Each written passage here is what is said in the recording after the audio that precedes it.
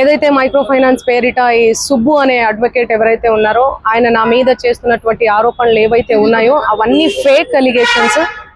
నిజంగా నేను ఇందులో ఇన్వాల్వ్ అయి ఉంటే గిన నేను ఎక్కడికైనా రావడానికి సిద్ధం.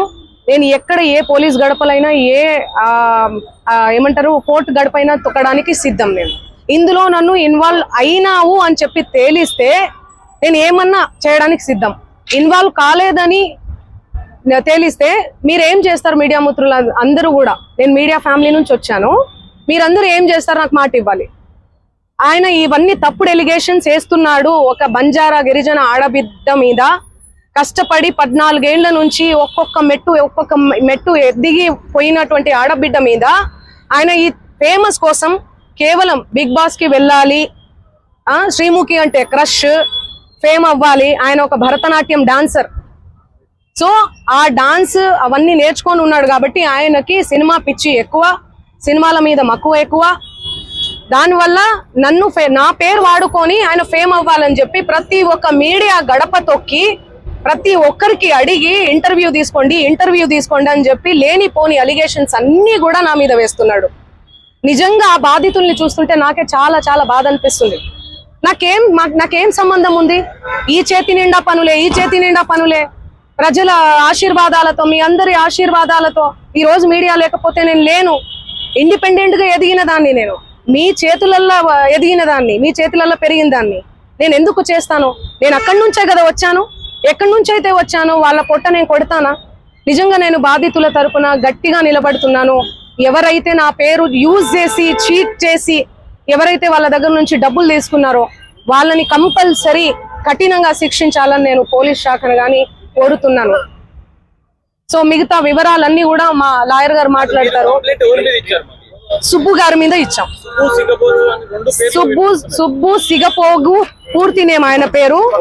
చూడండి, ఆయన పేరు మీద నేను కంప్లైంట్ ఇవ్వడానికి వచ్చాను. ఎక్స్టార్షన్ కంప్లైంట్ ఇచ్చాను ఆల్రెడీ. మేము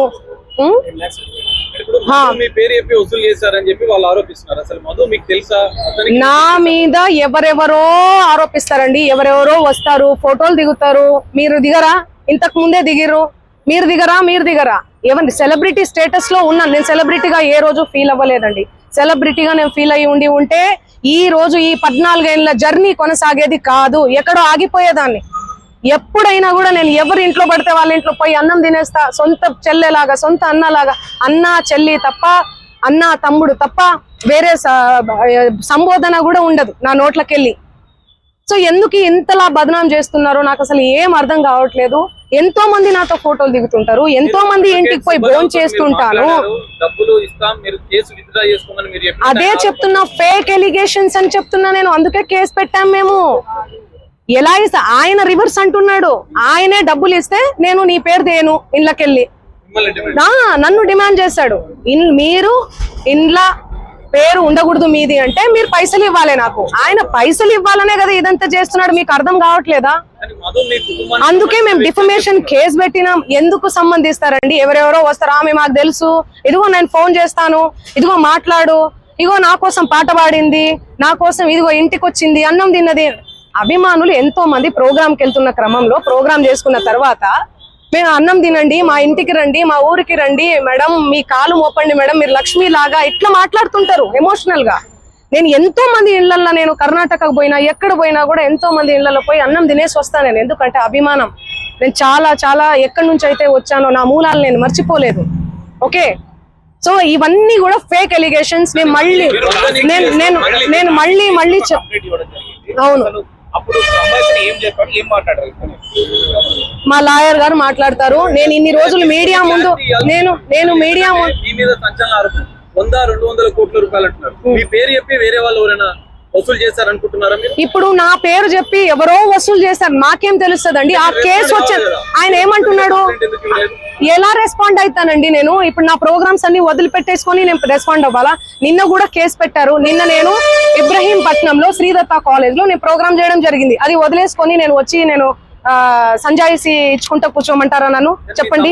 క్లోజ్ ఫ్రెండ్ మధు అంటున్నారు. ఎందుకుంటారండి క్లోజ్ ఫ్రెండ్స్? మా బంజారా కమ్యూనిటీ వాళ్ళందరూ కూడా సన్నిహితంగా ఉండే వ్యక్తి మధు అంటున్నారు. ఎందుకుంటే చాలా మంది ఉంటారండి. ఉస్మానియా యూనివర్సిటీ ఉన్నారు, కర్ణాటక యూనివర్సిటీ నుంచి ఉన్నారు. నా ఓన్ చేసుకుంటారు, మా అక్క అని చెప్పి. మా కమ్యూనిటీ వాళ్ళు, మేము కూడా మా కమ్యూనిటీ అని చెప్పి నేను కూడా మాట్లాడతాను ఓన్ చేసుకొని. అరే తమ్మి అనుకొని అది ఇది అనుకుంటే మా భాషలో మాట్లాడతాను నేను. కంప్లైంట్ ఇచ్చిన సుబ్బారావు మీద ఇప్పుడు పంజాబ్ కేసులో కంప్లైంట్ చేస్తారు, మీ మీద ఆరోపణలు చేస్తున్నారు. ఇప్పుడు నేను ఒకటే మాట, మధు మీద ఎందుకు కంప్లైంట్ చేస్తలేరు మీరు? నాకు డబ్బులు వసూలు చేశాడని నాకు తెలియదు కదండి.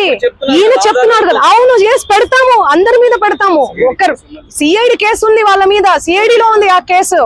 1 year అవుతుందండి. చూపి అన్న, చూపి. 2025. మీరు అవన్నీ తెలుసుకోరా? నాకు అర్థం కాదు.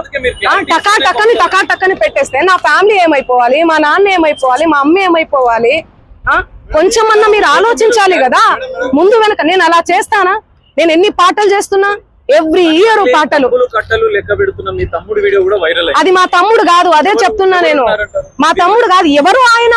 మా తమ్ముడు ఫోటో చూపియాలనా నేను? మా తమ్ముడిని చూపియాలనా? ఫోటో చూడండి, నా ఇన్స్టాలో ఉంటది, అన్ని దగ్గర ఉన్నాయి. తమ్ముడికి మధు కూడా ఎలాంటి సంబంధం లేదండి. సంబంధం అంటే ఫ్రెండ్షిప్ ఉంటదండి. హాయ్ అంటే హాయ్, బాయ్ అంటే బాయ్. వాళ్ళు ప్రోగ్రామ్ కానీ వచ్చిర్రు, తీజ్ ప్రోగ్రామ్ జరుగుతుంది, సేవాలాల్ ప్రోగ్రామ్ ఉంటది, ప్రోగ్రామ్ కానీ వచ్చిర్రు. ఆ బంజారా కమ్యూనిటీకి సంబంధించినటువంటి వ్యవహారాలు, ప్రోగ్రామ్స్ ఏవైతే ఉంటాయో అవన్నీ మా తమ్ముడు చూసుకుంటాడు. మిగతా తెలుగు ప్రోగ్రామ్స్, కర్ణాటక కన్నడ ప్రోగ్రామ్స్ ఏమైతే ఉన్నాయో అవన్నీ నా మేనేజర్ చూసుకుంటాడు. సో అది నా ఎంతో మంది వస్తుంటారు. ఇప్పుడు నా పేరు చెప్పి వాళ్ళు వసూలు చేసుకుని నాకేం తెలుసు? నేనేమన్నా రోబోనా, లేకపోతే దేవుణ్ణా, దేవతనా? లేకపోతే నేను చూసుకుంటూ కూర్చోనికి ఎవరెవరు నా పేరు మీద ఏం చేస్తున్నారని చెప్పనీకి?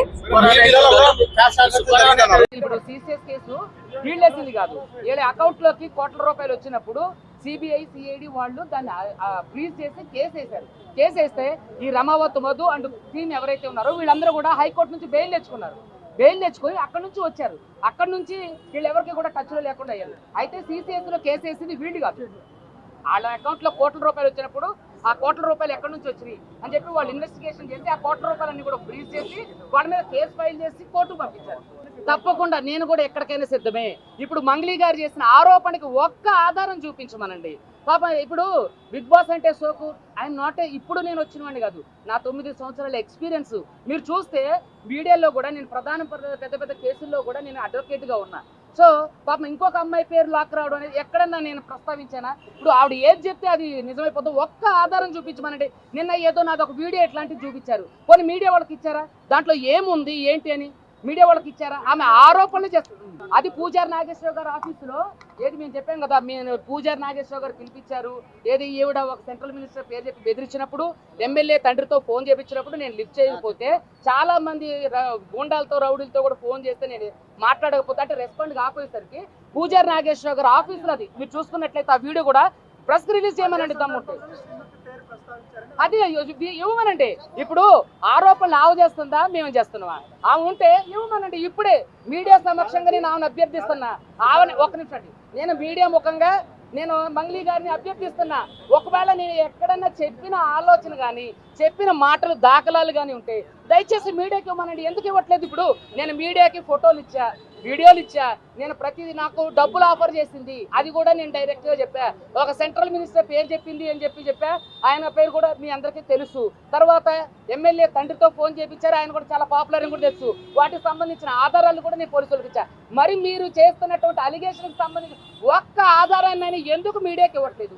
మీడియాలో చెప్తున్నారు ఏదన్నంటే నేను బంజారా అని ఒక కులం కార్డు వాడుకుంటారు. అందరూ అలా ఉండరండి. ఇంకోటి ఇతను కూడా బంజారానే చూడండి. వాళ్ళ ఎవరైతే ఇతను బంజారా బిడ్డని చెప్పండి, ఏమన్నా ఇతను కూడా ఈయన కూడా భయపెట్టించడం జరిగింది.